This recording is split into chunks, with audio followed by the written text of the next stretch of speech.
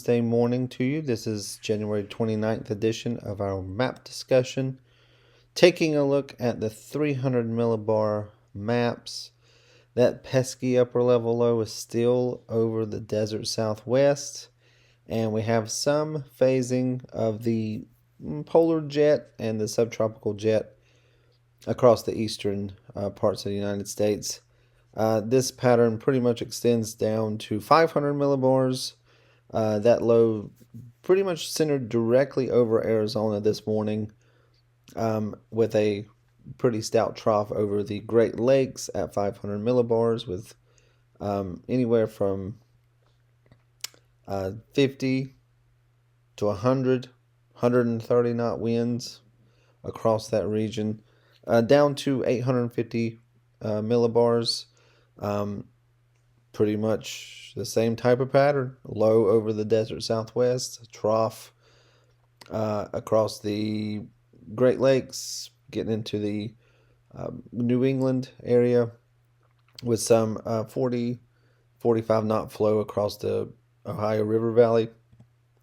Looking at the surface, satellite data indicates some cloud cover over the southern parts of the plains, with temperatures in the mid 50s to near 60 across Texas, with a surface low pressure somewhere just north of Brownsville, Texas, and an old frontal boundary draped just to the northwest of Abilene into southern parts of Oklahoma, and a trough, like a lee trough across the western parts of North Carolina and this upstate South Carolina. This is pretty much connected to a clipper system that is over the eastern part of the Great Lakes. So how does all this evolve over the next several days? That's a good question, because we're going to look at that right now. So this is our GEFS. Colors are 500 millibar heights. The black lines and the red L's are our surface pressures and lows.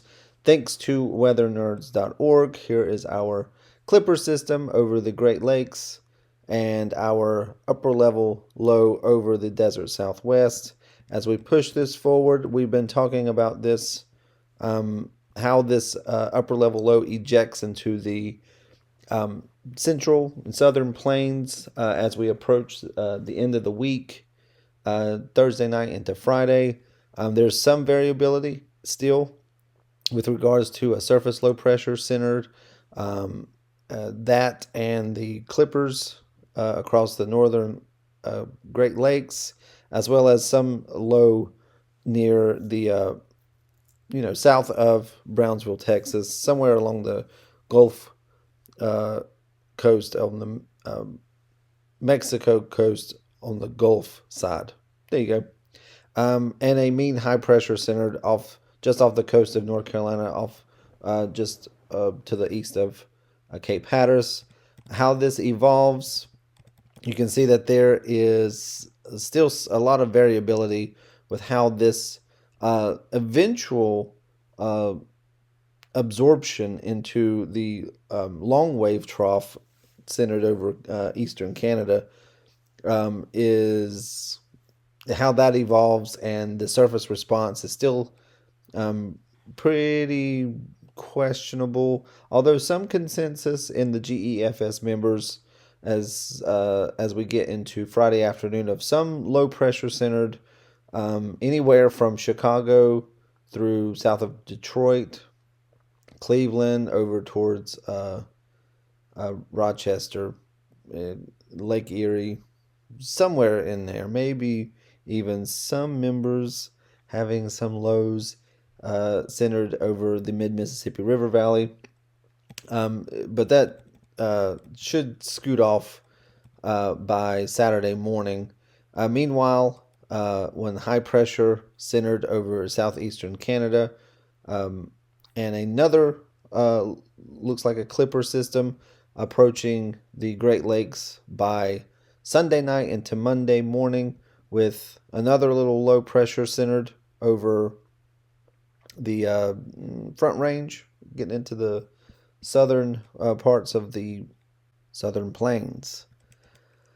And another pretty stout high pressure centered uh, over the eastern parts of the United States sometime around February 5th.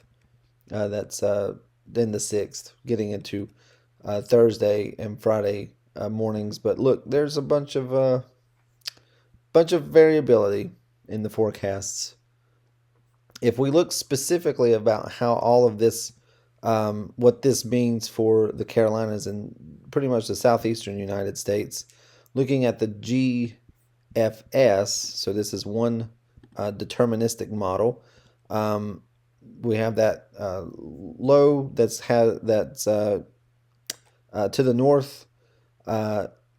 After that, high pressure pretty much scoops off the coast of the Carolinas, and we have this stout frontal system with low pressure centered over the mid Mississippi Valley plain, somewhere around Topeka, Kansas, just north of Kansas City.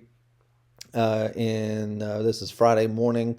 So as we approach the weekend, a frontal system with probably some showers, maybe some embedded thunderstorms for us across the Carolinas and the southeastern parts of the United States in general.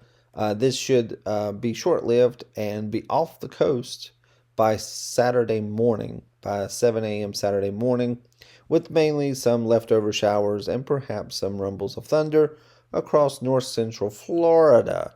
Meanwhile, maybe some snow and some northwest flow precipitation across parts of some of the mountains of Virginia and West Virginia.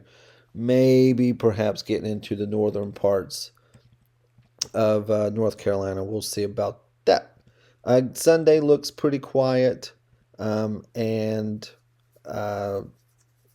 Monday afternoon into Tuesday morning, we have another little clipper system clipping the United States, sending some moisture from the Great Lakes across the mountains, bringing some snow and some light rain across portions of the southeastern United States. Meanwhile, the bigger storm that we saw in the GEFS. Now, this is one run, so this is a deterministic run. These things will change, but this is what the GFS has.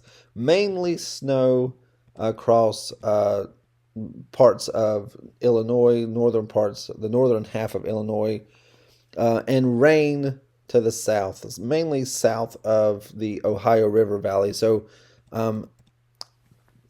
us across the western Carolinas, eastern Tennessee, we don't really have to worry about any wintry precipitation, but perhaps some very heavy rain Wednesday into Thursday of February 6th across portions of the Carolinas. Maybe even some heavier rain as we go into work Thursday morning across places like south of Charlotte, north of Columbia, Greenville, Spartanburg, getting into Fayetteville and Wilmington. So that looks to be a wet ride into work. And it's going to be unsettled. And the reason it's going to be unsettled is because of the temperatures. These temperatures are going to go topsy-turvy. So right now, pretty warm across the next 5 days, especially the northern parts of the Mississippi River Valley. But as we get into the first week of February, between the 3rd and the 8th, some colder air starts to infiltrate. So whenever we have colder air replacing warmer air, you get these storm systems. So we're going to expect some unsettled weather across portions of the central parts of the United States initially, and this should perhaps slide eastward. Now, the latest models indicate that maybe the cold air doesn't infiltrate the United States as aggressively as they have before, and this that has played out across all the ensembles. So the European, the Canadian, and the GEFS all have backed off on pretty much an Arctic return, especially across the eastern and southeastern parts of the United States. Not so much for the northern plains, but you know they're pretty close to Canada, hence pretty close to cold air. One quick check of the amount of precipitation that we can expect over the next 168 hours or 7 days. Notice that between those cold and warm air masses, some pretty hefty precipitation could be expected, mainly across parts of the mid South and southern plains.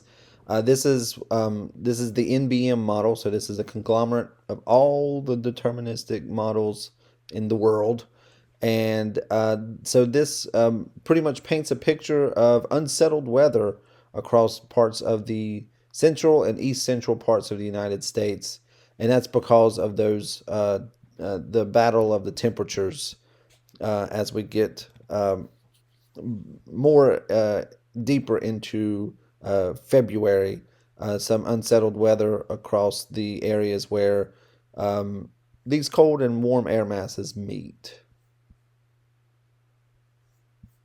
So that'll do it for this video. I hope you guys stay safe. Have a great Wednesday and Thursday, and I will see you in Friday's map discussion.